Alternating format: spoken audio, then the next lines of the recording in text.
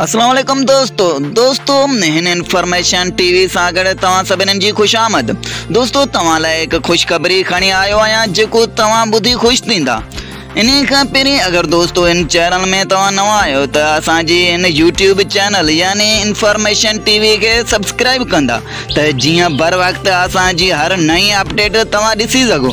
दोस्तों हलूं था अपडेट की तरफ, तव्हां जो घणो टाइम वेस्ट न कंदासीं। जी दोस्तों तव्हां लाइ ख़ुशख़बरी आहे त वीरन जी वस्ती ड्रामे जो नओं एपिसोड 85 रिलीज थी चुको आहे।